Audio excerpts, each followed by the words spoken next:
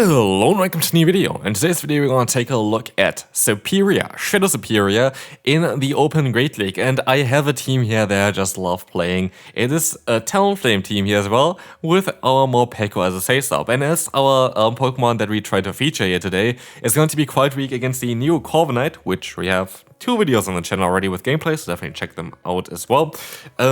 We're gonna have here 2 good answers against it. We're going to have Flame Charge on our Talonflame, which in my opinion is very likely gonna be soon the best move on this Pokemon again as well. I would recommend you actually to swap over Brave Bird to Flame Charge if you play Talonflame yourself. I think it's a great move to have, and it just allows you to have a lot of pressure against a lot of Pokemon in the 2-shield scenario, especially here. But as you can see, we're gonna lose the lead, but we're gonna get a shield advantage and energy advantage on our one Pokemon there as well, and they have a double weakness to Serperior in the back, and that's going to be a good game. So next opponent, we're going to see here the Jumpluff. They swap out into the Drifloon, which is going to be a positive matchup for our Morpeko. We're always going to be able to outspeed the opponent here, thanks to us only needing 10 turns to get to our move, and I think it's for the opponent 15 and then 12, so there's no way that they're ever going to be able to outspeed me. And as we're going to have such a great lead, I rather want to invest some shields here and just play it safe. Don't overfarm anything or whatever. I don't want to go shields down or anything like this. Even though, in this case, I guess I could have done that because I would have had a ton of energy then. But here, I should be just even able to fully farm down the opponent's Drifloon at this point. As, yeah, they're gonna go down. We can still go for another hard-hitting hit here with the Aura Wheel. It should be at 0 energy, like 0, not 0 debuffs and buffs. I think we always canceled those out with each other. And we're going to have the Garson in the back just so we're going to be able to completely hardwall the opponent, which is perfect. They realize it and they decide to forfeit this battle. But not all battles can go as happy, but they swap out for whatever reason. I don't really know. But that's going to be great for us because we know already that there's one Pokemon that's very weak to Morpeko, and so if we can set up our Morpeko right, this might be a very interesting one for us. And as you will see here, we gotta let the move go through. I want to set up my Morpeko. Morpeko is a Pokemon that I kind of want to make maybe another showcase towards as well in the future, because it has some more play as well now, even with the Corviknight getting added to it. But the cool thing about this Pokemon is just like the potential of sweeping entire teams. It's just ridiculous. But yeah, as we will see, we're going to be able to go for an Aura Wheel. We have a +1 boost. We have energy advantage, and we're going to get out the Corsola? That doesn't make sense, does it? We're going to get another boost here onto ourselves with the next Aura Wheel, which they decide to use a shield against. And while yes, the next Aura Wheel is just going to be neutral, it's still gonna chunk. Trust me, it is still gonna chunk quite a bit, and they decide to forfeit. So far, so not that much value out of our Serperior. Serperior just didn't really need to even hit the field. But against Golisopod, it's a bit of a different story. Golisopod is a bit of a tricky Pokemon for this team, because it has coverage that's super effective for the entire team here. And it's gonna be even a bit worse here because we're gonna get out the opponent's Clodsire. And that's gonna be a bit of an awkward matchup for us, and I don't really think it is worth it for us to keep our Morpeko around and go 2 shields down. And so what we decided to do here is we're gonna let the next move go through as we hit the Aura Wheel, which is quite nice because now we got a ton of damage onto them. And wait, I decided to use a shield here? I decided to actually keep my Morpeko around with the energy that I had, farm them down here, get the Golisopod back in, get a Flame Charge in, and I feel like my game plan here for the end is just to try to win with the Serperior, trying to get rid of the opponent's, what's called Golisopod here as well with my Morpeko. Make a bit of a mistake here, make a bit of an oopsie. The opponent actually decides to let the move go through, which is a bit annoying because, as we will see here, the opponent gets to another move. If I went for one more fast move and then the Aura Wheel, I would have knocked them out. Like this, they knock me out, and it's sadly game over anyway.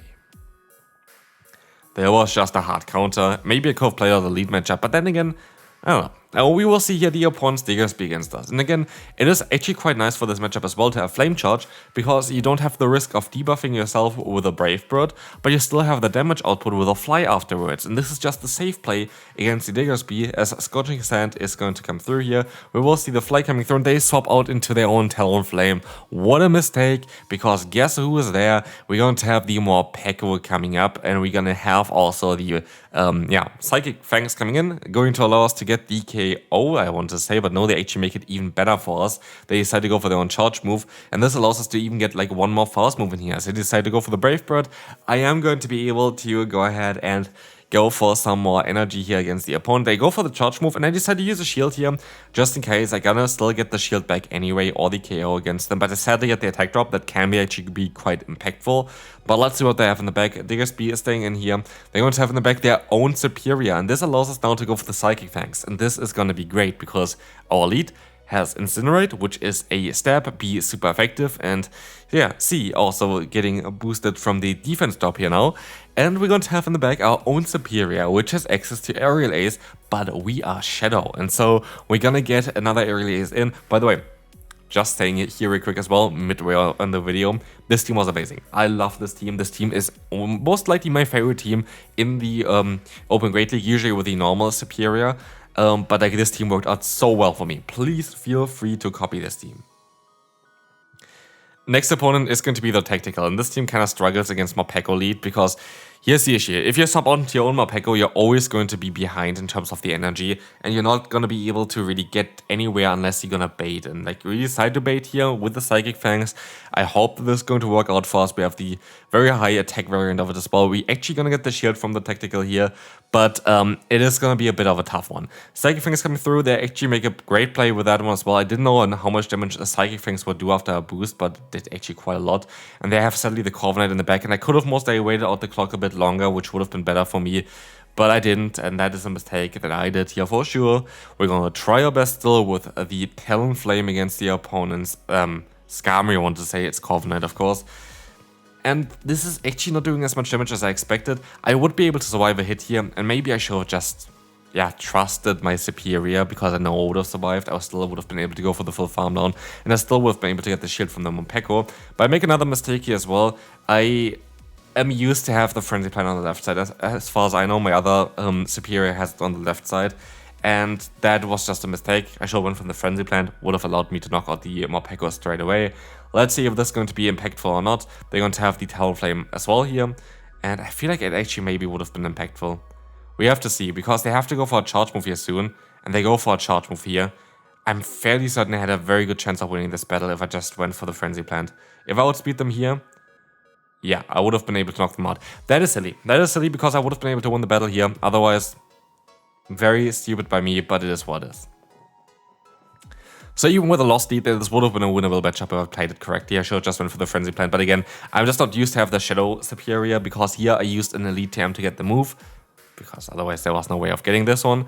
And I just completely, yeah, forgot that the other one hit it on the other side. It is just the thing with the legacy moves.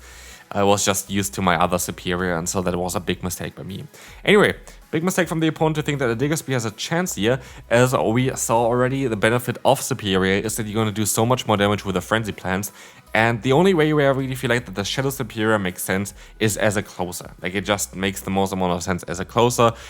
What doesn't make sense, by the way, is on how I play this battle. I don't know what I tried to do here. I honestly don't know. Like, I tried to get the debuff here, which is actually okay, because it's gonna allow us to guarantee now a knockout with, like, yeah, the fly. But I let the move go through, hoping that they don't have water pulls. They did have water pulls, and they actually went for water pulls while I have 2 shields up. That is quite ballsy, I have to say. Good game there, well played. And we're gonna move on to the next opponent. I could have won both battles here, which is like the thing that really is unfortunate for me as well. The last 2 battles there, both of them were definitely winnable, even though I lost the lead, I think both times. No, I had the neutral lead the last time. I think it was Talonflame against Talonflame. Anyway, we're gonna see the opponent's Drapion here. I actually decided to use a shield, which maybe in hindsight I should have not done. It's a non-Shadow Aqua Tail. I don't think that was a smart idea. It was late, okay? I'm gonna blame it being late. Anyway, we're gonna see here. I thought the opponent forfeited, but I just caught a Pokemon. We see the Morpeko coming in from the opponent as well. It would have been way better to actually shield the Morpeko from the opponent instead of the Aqua Tail there, but we're not going to talk about this, and I make a big mistake again. Like, I really don't really play well right now, which I definitely should change, because what I had to do here is go for the Psychic Fangs bait. Like, of course the opponent going to use a shield here. They outspeed me before, and if I went for the Psychic Fangs, I would have been able to outspeed them. But what I'm going to do now to try to, yeah, save myself with is I'm going to swap out into my Talonflame to catch the move. The opponent completely undercharges, but it doesn't really help them, because as we'll see, they're still going to be in range for an Aerial, but they swap out into the Talonflame and was like, they don't know. They don't know what they actually did here right now. They allowed me to get basically my Serperior in for free, alright?